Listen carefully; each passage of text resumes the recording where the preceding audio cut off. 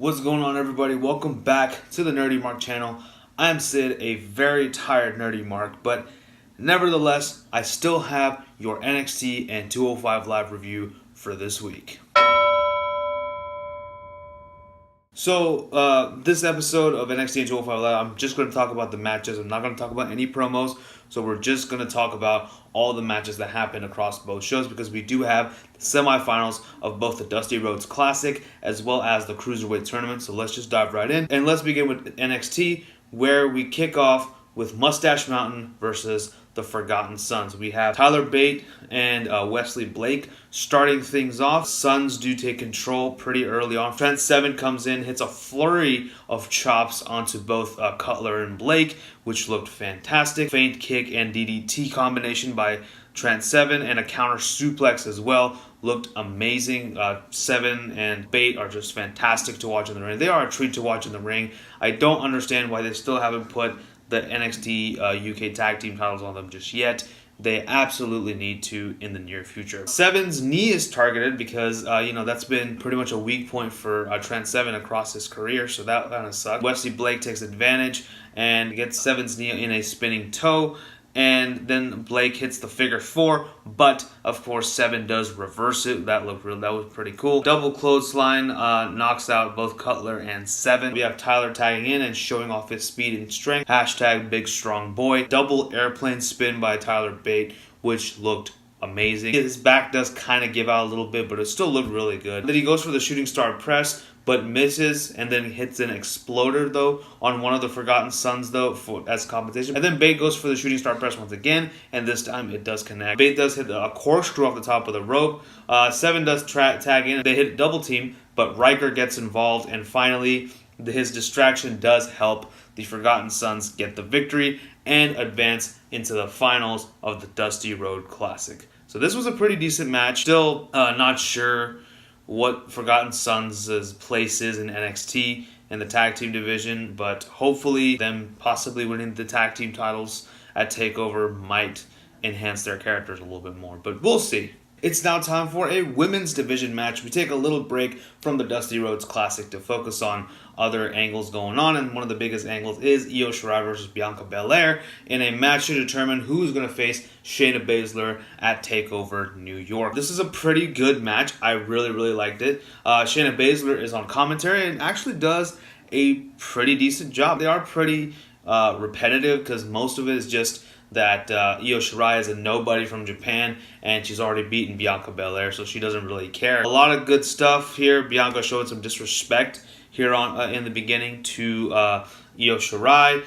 Bianca does take control when she catches Io on the outside and suplexes her onto the steel steps. That looked really painful. Then they had a roll up and a double stomp by Shirai, which was really cool, and then hit a feint kick right after that too. Bianca with the hair, and she does whip Shirai while she's in the Tree of Woe position on one of the corners. But of course the match is cut short when Shayna Baszler does enter the ring, pulls out Io Shirai onto out of the ring, goes in and hits the Kirifuda clutch on to Bianca Belair, and then Kairi Sane comes out. She tries to help, but to no avail because Baszler hits the clutch on her. Then Io comes in, gets a few hits in on Shayna Baszler, but ultimately Shayna does finally hit the Kirifuda clutch onto Shirai as well, leaving all three women laying. And because of this, later on, it is announced that at TakeOver New York, Shayna Baszler will face off against Bianca Belair, Io Shirai, and Kairi Sane in a fatal four-way match for the NXT Women's Championship, which you can guess that she's not very happy about. It is now time for our main event, the final round in the Dusty Rhodes Classic semi-final. We have Ricochet and Aleister Black taking on DIY, who have matching gear now, but really good match, fantastic stuff. I wrote down a lot of spots, but I'm not going to go through all of them, but I'll just kind of talk about a couple of them. In the beginning, we did have a sequence where Aleister Black did have Ciampa in an armbar, and like a standing armbar, and then he dragged Ciampa to Ricochet, tagged in Ricochet, and Ricochet applied the same pressure as Black did. I thought that would look really cool. We had some fantastic aerial sequence by both Gargano and Ricochet. You need to absolutely go check out this match just to watch that, because it was really, really good. Black and Ricochet, of course, doing their little flip into superhero landing and flip into Indian style sitting down respectively was really good. Ciampa even retorted with a Indian style sitting down position of his own to Black, which kind of pissed him off on the outside. That was pretty cool. We had another sequence where Ciampa tagged in Johnny Gargano. Gargano hung on the top rope, and Ciampa just banged Ricochet's head onto Gargano's boots. His legs were, of course, being extended out. That looked really cool. That was a very innovative maneuver by DIY, so that was cool. We did have a couple of meet in the middle attempts, but none of them worked. We had a sequence where Ricochet had Aleister Black in the Gargano escape. Ricochet trying to help his partner, but Ciampa caught him in a Fujiwara armbar. Ricochet, showing off his strength, picks up Tommaso Ciampa and Death Valley drivers him onto Gargano's knee. Is injured that knee now. This ultimately becomes the downfall of DIY as Ciampa puts up a valiant effort, tries to even go for a fairy tale ending onto Aleister Black, but to no avail because Aleister Black counters, hits the Black Mass, tags in Ricochet. Ricochet hits a 630 splash, obviously, onto Tommaso Ciampa to win the match. So Aleister Black and Ricochet do advance to the finals of the Dusty Rhodes Classic, where they will meet the Forgotten Sons. Now the real story came after, because after the match, we had Candice LeRae come out, tend to Johnny Gargano, of course Tommaso Ciampa helping up Johnny Gargano up the entrance ramp, and then of course he tried to do the same thing that happened 3 years ago and break up DIY once again and, try to ram Johnny into the LED. This time, it doesn't work. Gargano's like, no, not this time. And he bangs Ciampa onto the LED screens and then proceeds to super kick the man. And, everyone yells Johnny Wrestling. It's like, yeah, Johnny Wrestling's back, baby. So this was all a ruse, obviously. The knee injury was a ruse. It was a plan set up by both him and his wife Candice to get back at Tommaso Ciampa after all those years. So it looks like we're building up this feud again. Unfortunately, though, this is kind of sad because I think the whole plan was for Ciampa versus Gargano once again to face off for the NXT title, and then Gargano to finally take it off of Ciampa. However, it seems like Ciampa is injured, and obviously he's injured his neck pretty badly, so I don't think he'll be competing at TakeOver this year. So that kind of sucks. Really would have been good to see Gargano finally win the big one against his former partner Tommaso Ciampa. So I would have loved to see that. Regardless, this was a really good match, and I really enjoyed it, and a great way to end out NXT this week. It is round 2, or the semifinals of the Cruiserweight tournament, to determine who is going to face Buddy Murphy at WrestleMania for the Cruiserweight Championship. So the first match that we have on hand is Cedric Alexander versus Oney Lorcan, and this was a really good match. I enjoyed this one quite a bit. It was a bit of a slow burn, I will admit.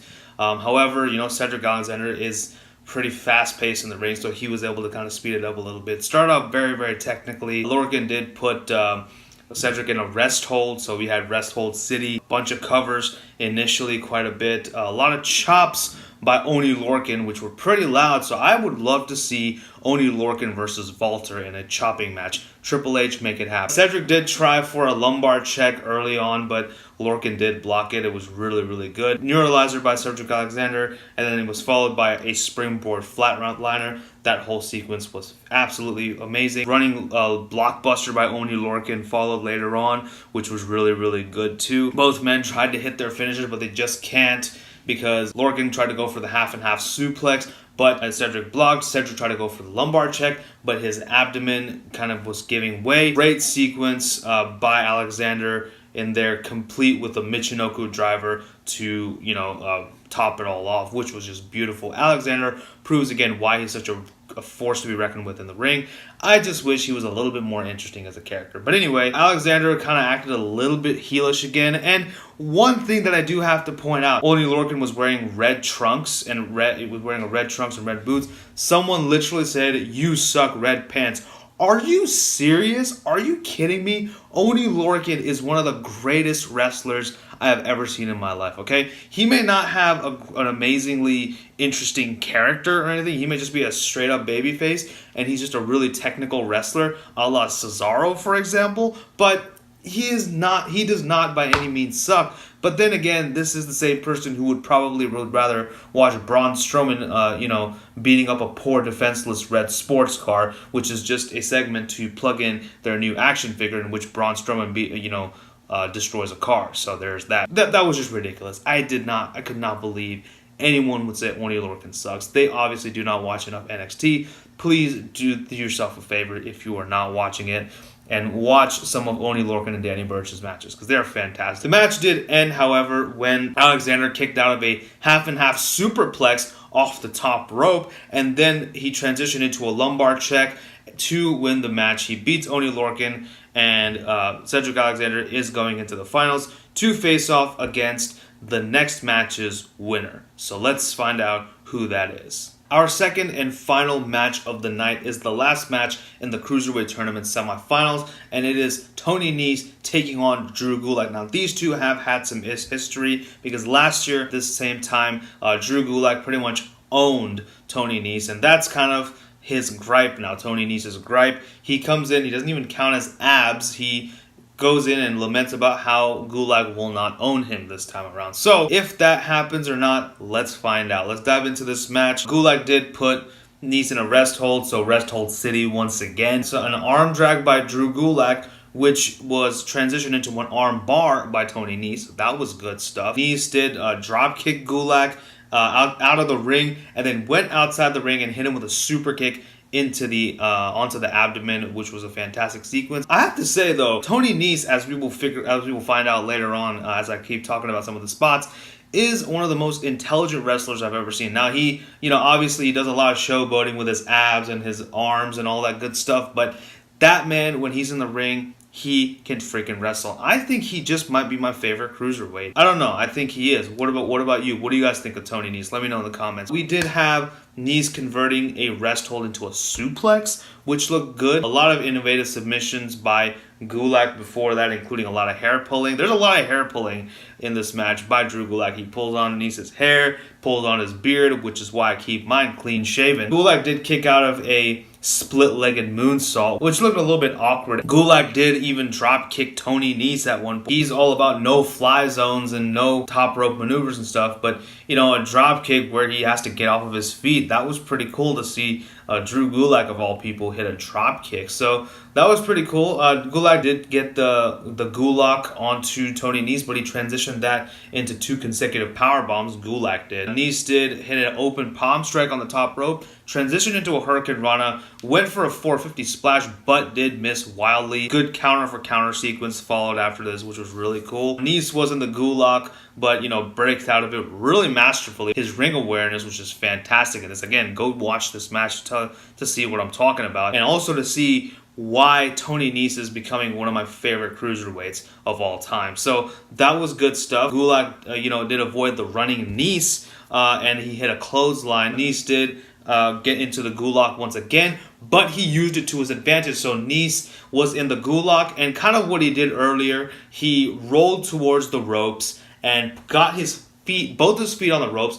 and rolled over, got Gulak in a small package, and pinned Gulak for the 1-2-3 to win the match. So next week, we do have Cedric Alexander versus Tony Nese to decide who is going to face Buddy Murphy at WrestleMania. I personally am rooting for Tony Nese because I think he deserves it, damn it. And I think that Nese is slowly beginning a babyface turn anyway. So this would be interesting to see. So I'm rooting for Tony Nese, but even if Alexander wins, that's fine too. But what a fantastic match this was. I really enjoyed this one. Great way to end out 205 Live this week as well. So overall, I think as I alluded to, both shows put on some amazing barn burners this week. NXT having, both the Dusty Rhodes Classic matches and even Shirai versus Belair. That was more to build up the storyline. I did really enjoy Black and Ricochet versus DIY because, DIY kind of breaks up again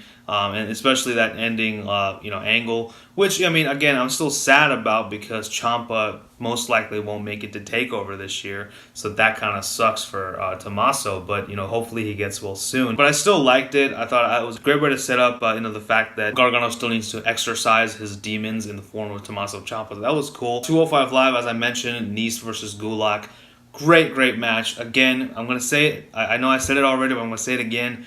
Tony Nese is quickly becoming my favorite superstar in 205 Live. So this was really good stuff. Please watch this match to understand why he's becoming one of my favorites. But anyway, those were my matches of the night. So that pretty much concludes my review on NXT and 205 Live this week. Let me know what you guys thought about both shows in the comment section below. Also, be sure to tune in this weekend as I am doing that giveaway because we have officially hit 100 subscribers. So thank you all so much for that.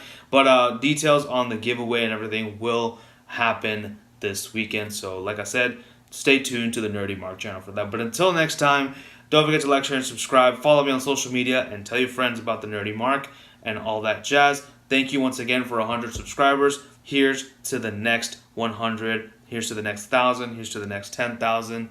So on and so forth. But until next time, this is Sid signing off. You guys take care. Bye-bye.